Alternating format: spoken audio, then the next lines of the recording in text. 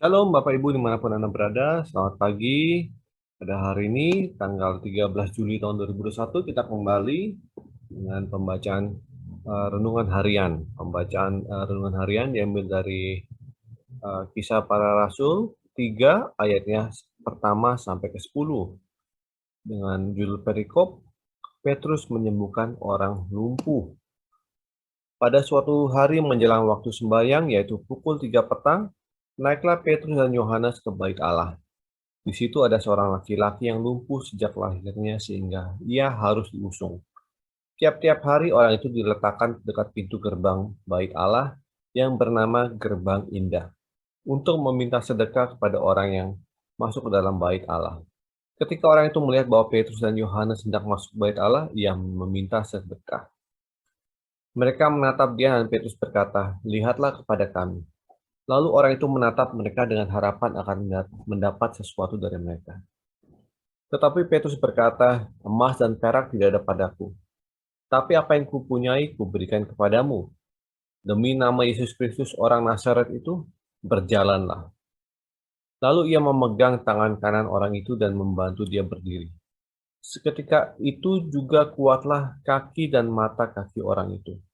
Ia melonjak berdiri, lalu berjalan kian kemari dan mengikuti mereka ke dalam bait Allah, berjalan dan melompat-lompat serta memuji Allah. Seluruh rakyat itu melihat dia berjalan sambil memuji Allah. Lalu mereka mengenal dia sebagai orang yang biasanya duduk meminta sedekah di gerbang indah bait Allah. Sehingga mereka takjub dan tercengang tentang apa yang telah terjadi padanya. Dalam pembacaan perikop ini kita melihat bagaimana Petrus menyembuhkan orang lumpuh di pintu gerbang bait Allah. Ada dua poin yang dapat kita petik dari pembacaan ini. Pertama, banyak sekali kesempatan bagi kita untuk berbuat baik. Diambil dari ayat 1-5. Kedua, nama Yesus jauh lebih berharga daripada emas dan perak. Dan kuasa dalam nama Yesus membuat sesuatu yang tidak mungkin menjadi mungkin. Diambil dari ayat 6-10. Pokok renungan kita pada hari ini. Seringkali kita membuat alasan-alasan untuk membantu sesama kita.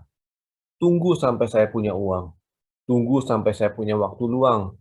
Atau kalau saja saya mempunyai lebih banyak harta, tentu saja saya akan membantu orang. Tuhan meminta kita untuk membantu sesama kita, meskipun kita tidak punya banyak harta benda. Keikhlasan kita untuk membantu itu yang dilihat oleh Tuhan. Tuhan melihat hati kita. Tuhan melihat keinginan kita. Tuhan tidak ingin melihat atau mendengar alasan-alasan kita. Tuhan ingin melihat perbuatan kita pada hari ini. Pokok renungan kita yang kedua. Pada saat kita terbentur oleh kesusahan, sebut nama Yesus dalam kesusahan itu.